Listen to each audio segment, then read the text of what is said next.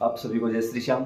आज की वीडियो में बात करेंगे कि माघ मास के शुक्ल पक्ष की जया एकादशी के व्रत की व्रत कथा क्या है, जिसको सुनने मात्र से व्रत करने का और जो व्रत करके सुनता है उसको 2 बार व्रत करने का फल प्राप्त होता है। तो आप जहां भी हो 2 मिनट का समय निकालकर अपने घर के मंदिर में बैठ जाइए, अपने राइट हैंड में जल लीजिए और सामने जो देवी देवता बैठे हैं उनसे प्रार्थना करिए कि हे ठाकुर जी, मेरा नाम ये है, मेरे पिता का नाम ये है। शादीशुदा महिला पति का नाम बोलेंगी, बाकी सभी पिता का नाम बोलेंगे।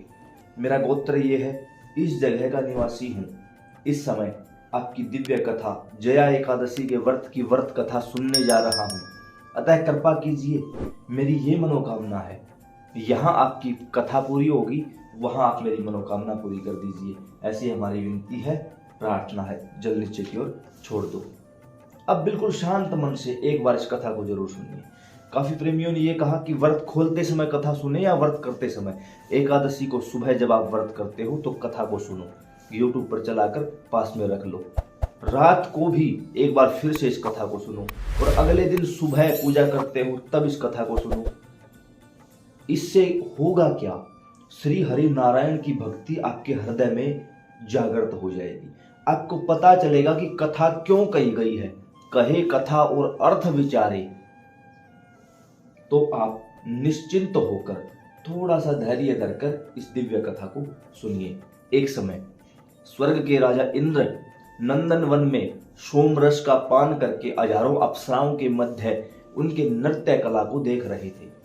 वहां पर बैठे हुए काफी संगीतज्ञ अपनी कलाओं से इंद्रदेव को रिझाने की कोशिश में लगे हुए थे। वहीं पर जो गाने बजाने वाले थे, उनके जो प्रमुख थे, उनका नाम था चित्रसेन।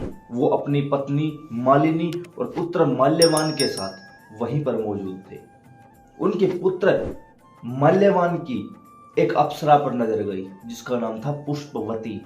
दोनों एक दूसरे को निहार रहे थे, दोनों एक दूसरे के प्रति आसक्त हो चुके थे। इस बात की भनक राजा इंद्र को लग चुकी थी।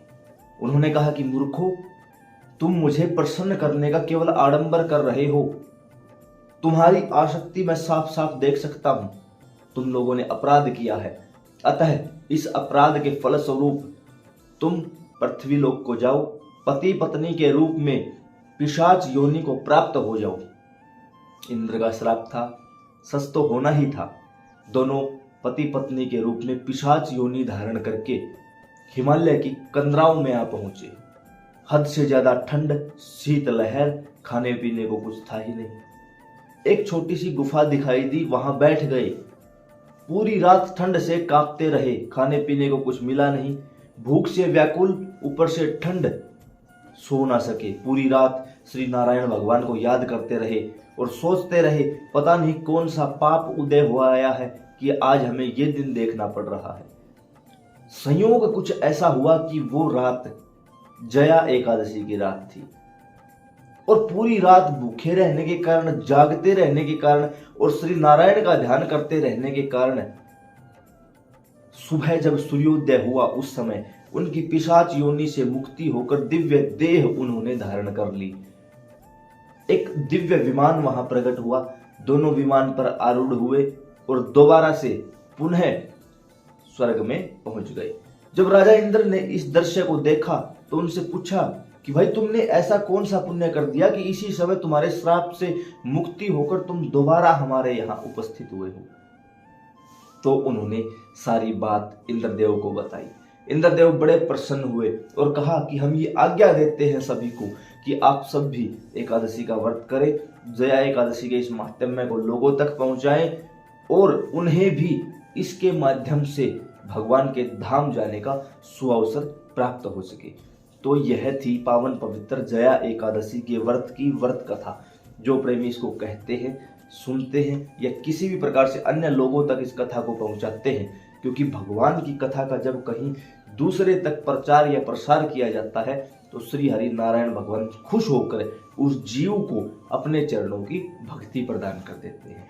तो हम भी यहाँ ठाकुर जी से प्रार्थना करते हैं कि आप सभी भी ठाकुर जी के श्री चरणों के अनन्य दास हों, आपको भी इनके श्री चरणों की भक्ति प्राप्त हो। जय सिया राम।